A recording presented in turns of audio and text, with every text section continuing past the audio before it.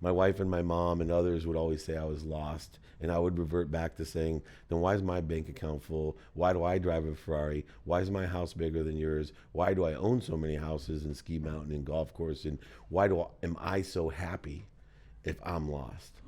I've had the opportunity to spend a lot of time with David Meltzer. We've both spoken on the same stages. We've crossed paths in business. He's an awesome guy. He's built an incredible business. He's built an incredible brand. And he's somebody that literally has gotten to where I'm trying to go and beyond, and has lost it all and has come back. His story is super powerful, and he has figured out how to harness the energy of the world and the universe and really put it into words and the metaphors that just makes things click. Let me know what you think about Dave's perspective on life, because it was game-changing for me. Comment and I'll reply. You're putting out all this, well, first of all, amazingly inspiring, emotionally touching, very deep, very well articulated stories that are about giving, that are about motivation, that are about mindset, about giving more to the universe, about being grateful, which is incredible. I don't see a ton of that. First part of the question is, how is that going for you from a business and a brand building perspective? Exceptionally well. And I think the reason is because I found my own frequency, right? I'm not standing in front of Ferraris and big houses and mansions, and I could play that role, right? I could sell off stage. I could oversell, back end sell. I'm that guy. I was that guy in the past, but I found what worked for me. And I set out on a true journey that was whatever pace it was going to be. I was going to find my own frequency, and I wasn't going to sell. I wasn't going to use it to sell. I truly want to be a motivator, not a manipulator. And I said that in the fact that if I build an audience, if I build people that will rise up for themselves, that everything will turn out monetarily okay. And the brand has accelerated beyond my imagination. Not everyone loves me. I'm not for everyone. You know, it's fine.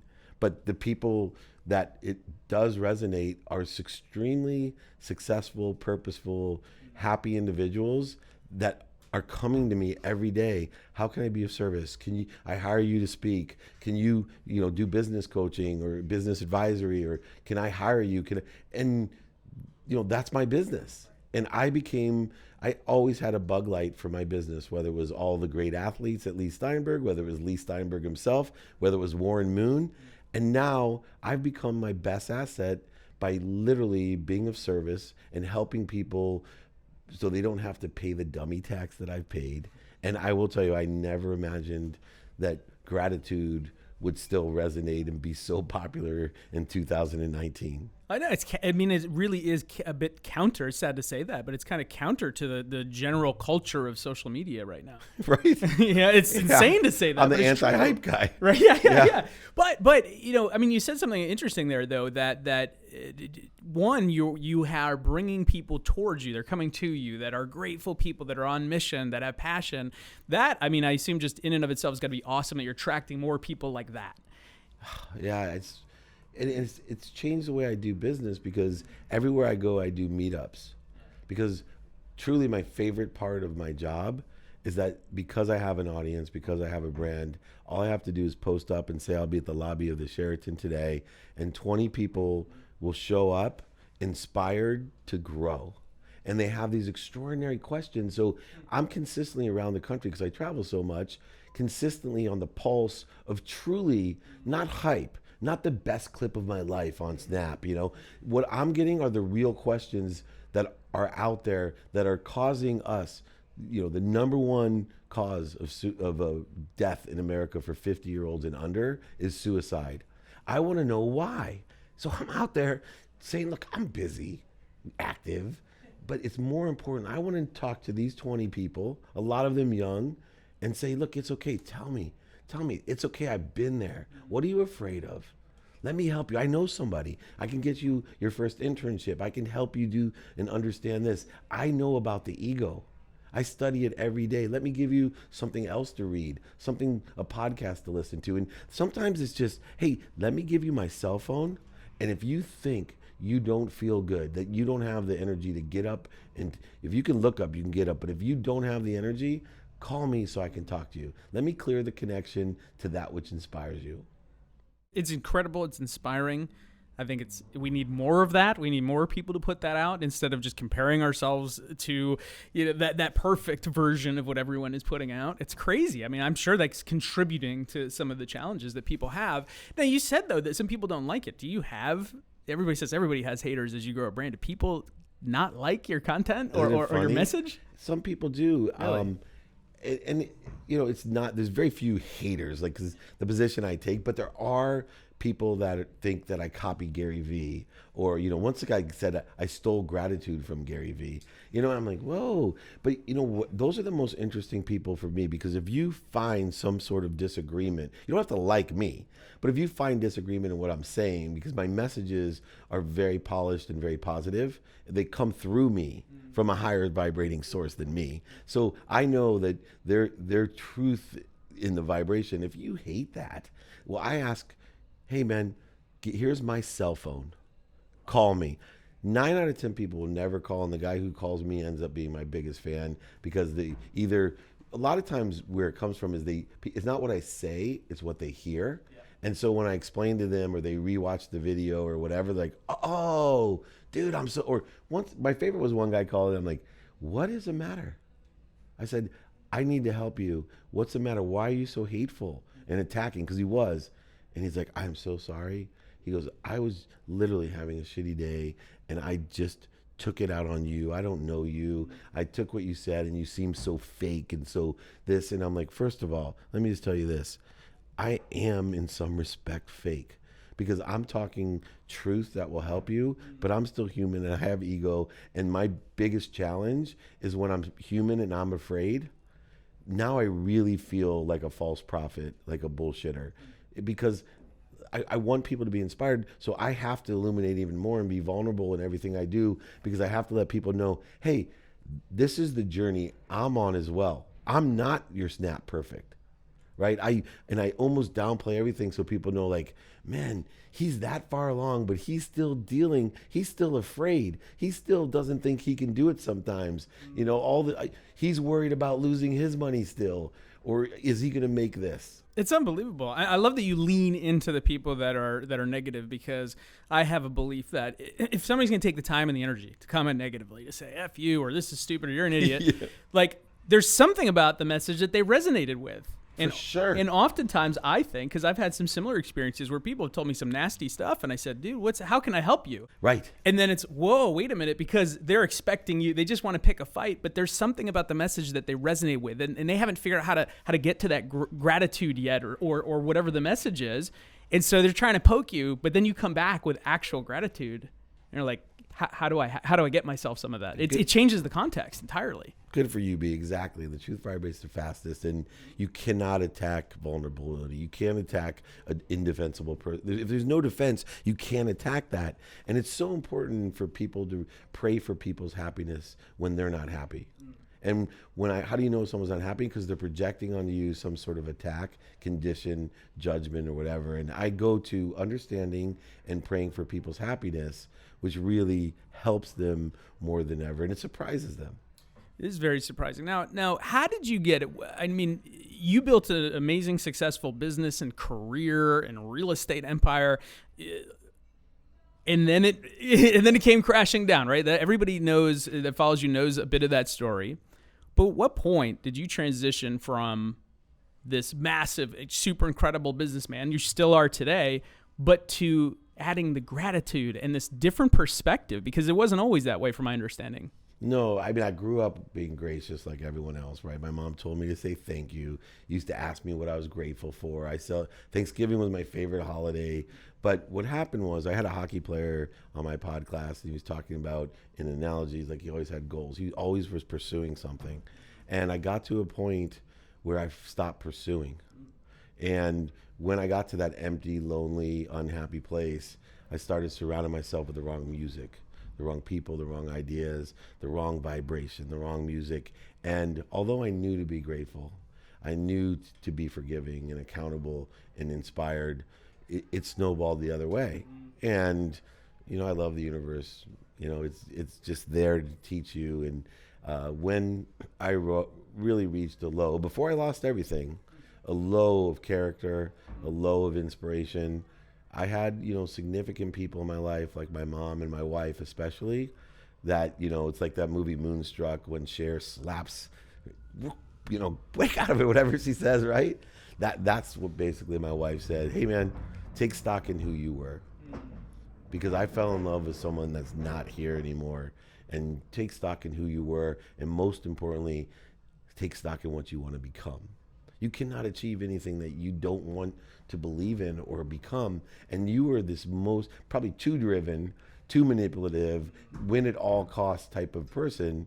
And you need to get this. And when, I had to tell my mom I went bankrupt, when I had to tell her I lost her house, and I saw witnessed firsthand from the person who bore me what unconditional love was and how you could be of service.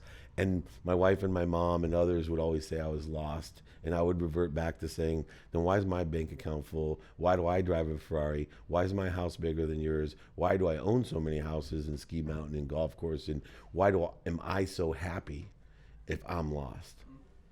And I understood that I was lost. And the reason I was lost is I didn't understand the value paradigm.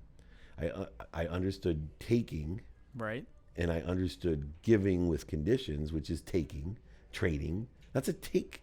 If I'm giving you and I expect respect out of it, or I expect it back or whatever, something, yeah, that's taking. yes. I understand giving because I've witnessed it from my mom and my wife, what unconditional love is, the truth.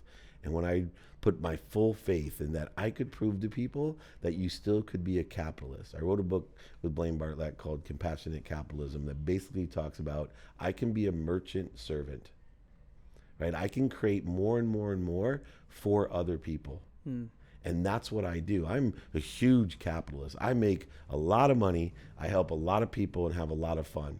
And I allow everything to come through me with appreciation. I'm thankful for everything I'm able to attract. I add value to it from all the dummy tax I paid, the relationships I have, the situational knowledge I've experienced, and I give it away with no expectation most of the time. I got to caveat it, right? Because sometimes I find myself resenting people that I've helped. In what way? Like, what's a scenario in that would happen? Employees. I had a situation, some of the employees stole a client of mine. Were guys who called me at 5 a.m. I would free coach them crying to me, huge God, and I love you and all these things. And then without blinking, was manipulative. And then what I do, I go right to understanding. Number one, what did I do to attract this in my life? What lessons am I supposed to hand? How can I understand and help them? Right? And two, pray for their happiness. And but I that's hard though. Yeah, and I saw them at a big event I was at, and I had feelings of resentment. And then I had to go back to the truth. And the difference was I would harbor resentment in the past for years. Right. If I ever saw them, there's a professional baseball player that resents me, right? He lives his whole life below the line. His life didn't turn out the way it is. He's a big-time baseball player that now has nothing. His family, divorce, jail. I mean, there's just drugs, everything. Yep. And when I met him, he blamed everyone else. That's why I was trying to help him, because I believed, oh, wow, this poor guy. The truth is, he's accountable, right? And he won't like me for the rest of his life. And I would used to get angry or bothered by that. And all I can do is I understand why he's so unhappy, and I pray for his happiness. But when I saw him at the big event, once again, I was like feeling a little awkward, but instead I just approached it the same way I lean in. I went up behind him. I'm like, hey man, how are you? It's so nice to see you. And you could just feel it in his hand as he shook my hand, hi, and turned away. He couldn't even look at the truth. He couldn't look at the truth. I'm like, Right. Dude, may God bless you. And I walked away. Wow. With no feeling of resentment. Wow. That takes years to figure out. Yeah, I would imagine. What's the biggest difference between you today, right, that has the ability to do that and forgive them, forgive yourself, to be grateful, to give, versus when you were before you made that realization? Like, what's the biggest difference between you now and you back in the day? I think it's the same reason Tiger Woods won the Masters after 11 years. And the difference is just consistent, persistent pursuit, the experience of it. He had played that course in other tournaments so long that the reason he won was he slowed down the least of it. They all, that's a lot of pressure to be in. Every shot got more difficult. Tiger, it didn't get that much more difficult. And so for me, I stayed out of my own way, and I continue to do that. And the difference is I have surrendered. Tiger surrendered. Tiger surrendered his ego. You could see it. He wasn't going for two. Even on the when he played up 40 yards short of the bunker, you know how hard that is for Tiger Woods to say, I'm not confident enough just to do my regular club to hit it as far as I know I can. He's learned over all those years. Radical humility. It's I surrendered, and therefore I will allow my victory. And he allowed the victory, even on the putts. Yep. Go back in history. Look at those last putts. He would have been much closer. Yeah. Nope. He played to win. And I'm playing my life to win in the long run. And I have surrendered with radical humility a higher percentage of the time than I used to. It's not 100%. Right. But I'm much more aware when I'm thinking out of the need to be right, the need to be offended, resentful, guilty, anxious, fearful, separate, inferior, superior, full of judgments and conditions, blame, shame, and justification. All the things that I can help people about their ego, because two things will always exist. Inspiration will always exist with you, and so will ego. And the more you can clean out the ego, the more inspiration you'll have all day, all night, all week, all month, all year. What was the biggest thing for you to change? Was it any one thing? For sure, awareness. Really? So for me, meditation helps me with awareness. I think people just aren't aware of what they're doing. Most people have good intentions. Almost everyone, I should say, not even most. Almost everyone has good intentions. Almost everyone makes good decisions. But we get our ego in the way, and we make bad assumptions because of awareness, and we make bad decisions based on those assumptions, and we start corroding our intentions because we get confused with fear. The fear of loss. There's not enough or just enough. I consistently say to myself, there's more than enough. Why? I could not be happy for other people. I was so competitive and scarce that I couldn't be happy. Let me give you I coach a professional golfer and his swing coach. It's extraordinary. And I gave the best piece of golfing advice that came to me at the Masters. I told him, he said, why is it I shot a 59 at Augusta. This kid grew up in Augusta. The first course he ever paid was Augusta National. He shot a 59. Wow. So obviously he has enough talent to beat anyone. Yes. But he gets in his own way. And I said, I'll tell you why, because you're scarce. You're so competitive. He's super competitive. I said, don't confuse competitive within yourself with competitive without yourself. What if you do this next time you play? Let's say we're playing in a foursome. Here's the biggest mistake golfers make, especially if they're gambling or in a competition. Miss. Then all of a sudden they think if you're putting faith into missing, miss, that all of a sudden when your turn comes out, that you can turn an energetic switch, an energetic and genetic switch, make. The universe doesn't know any different. I've given them 3 misses and a make. I've hurt my chances of make it. What happens is, if I told the kid, look, you play this round, make that, man, make that, all round, right? 4 times 18. Statistically, you're gonna make more shots. I had one of the guys work for me that was videotaping that. He goes, Dave, I was bowling. I'm not a good bowler, dude, but I was bowling and I decided to try it out. So every guy, I'm like, strike, make the stare, make it. He goes, I bowl with these guys once in a while. They're like, dude, what are you doing, bowling on the road all the time? He has 2 high scores, not one. Both were high scores. To understand how the faith works. But we don't think in mathematical terms. If I go miss, make, I don't want you to have, I don't want you to have, I don't want you to have, I want me to have. Have not. My statistical chances of having have diminished by at least 75%. Yes. Where here's the interesting thing. By praying for your happiness to do well, by making the shot, I have not hurt my chances of making mine. And I want to be confident in a world of more than enough to say, if I make every shot that I can to my potential, to the best of my ability, I want you guys to make your shots to the best of your ability. And then I know how good I am. That's unbelievable. Right? And this kid that shot a 59, I have a feeling that if I can get him to do that, he's going to be pretty darn good. Yeah. I would imagine so. I mean, he's starting everyone else. That's really incredible. And you said something in there that just struck me, which is when everyone else is playing to their best, now you really know where you stand. Yeah. Because if you're tearing everyone else back, are you really playing to your best? Most likely not. Yeah, I'm a good manipulator. And one of my cousins, he's younger than I, and he looks up to me. And I went to Hastings Law School. I'm so proud of him. And he took golf lessons, and I owned this golf course, and he dreamed of beating me in golf. And as he got older and older, he was a better golfer than me. But I manipulated him on the course. I created pressures and right? And he never, ever could beat me. And it's because he's so far in his own way. He's so competitive and scarce. And so as he got older, trying this out, I'm like, how about this? Watch what happens the whole round if you root me on. Don't tell me you're going to beat me. Tell me you want me to do my best. And want yourself to do your best. Wish that I hit every drive straight. Hope my putt. Hope that I only do to my potential in you. Because I'm going to tell you what, Matthew, your potential is better than mine. Right? That's where we're at. I know. Right. I know score-wise, right? Right. But I've seen him shoot in the 70s. But when he plays with me, he shoots at 88, and I shoot at 87. Right? Right. And that's what we do in life.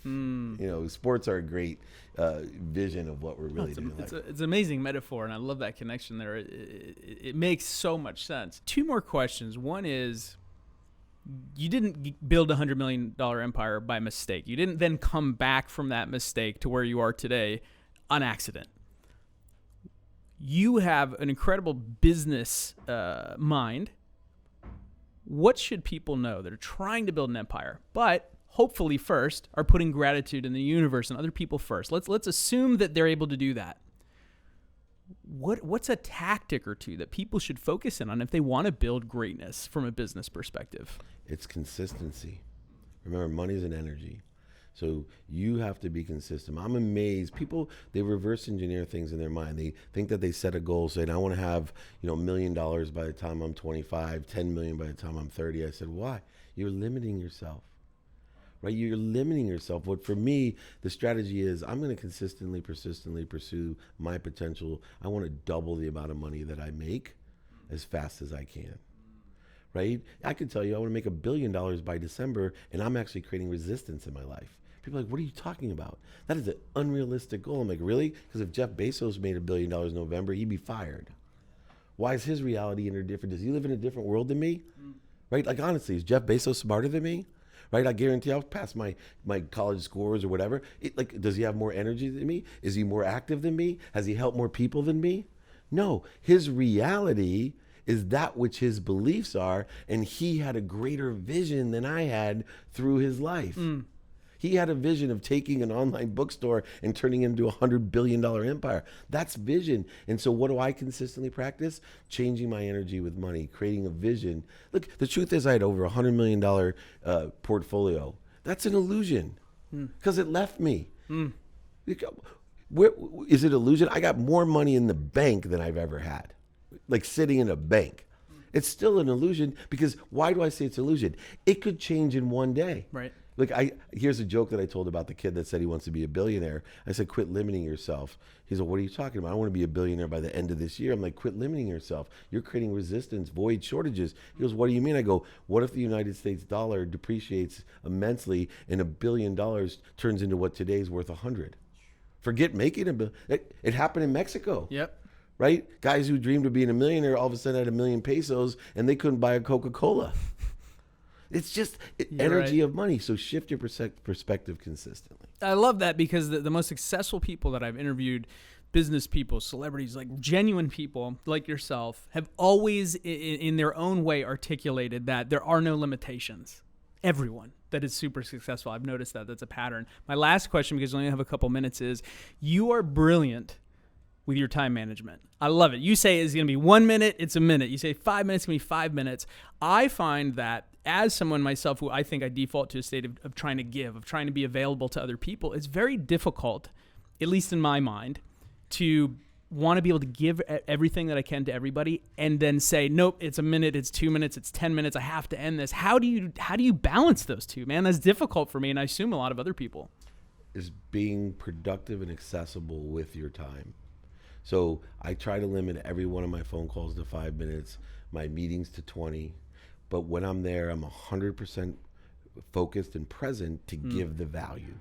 Because I don't feel it's the amount of time, it's the amount of value that I'm giving you. So even if I spent and said, I'm going to give you 1 minute, Brian, but in that minute, I wired you $1 million, you would like that minute. Well, that's what I do with my 120 rule. I'm giving $100 worth of value and asking for 20 back, energetically, emotionally, quantitatively. I'm using my time in a productive, accessible way. It's not the quantity of time, because time is a man-made construct. It's the value in which you produce during the time frame in which you're there, which is why it's so and because I'm more efficient with it and provide more value in the minute, then I'm able to reach more people. So I'm more motivated, inspired, and I actually think of things differently than you. I am truly giving because I hit 100 people with more value, even though I give them less time. I love which it. is a man-made construct. I love it. And give me one last tactic so we can wrap this show up. For somebody that's trying to keep the time going, how do you end it? It's easy for me. You got to study your calendar and do things now. The key to life is what you pay attention to consistently harnesses and allows the field of intention, the world of more than enough, everything you want. So if you look and study your calendar with a lens of productivity, how productive or valuable am I going to be, and accessibility, accessible to others, and how am I accessing what I want, your world changes immediately and you change your perspective. Your what is a possibility, your why is a probability, and your perspective is what makes it your reality. Make your reality surpass other people's imagination. Be kind to your future self and do good deeds, and everything will come to you rapidly and accurately. I love it, David. This is incredible. I love it. I appreciate it, brother. I want to come back on, man. Thank you for your time. We'll do it again. Thank you. Thanks, B.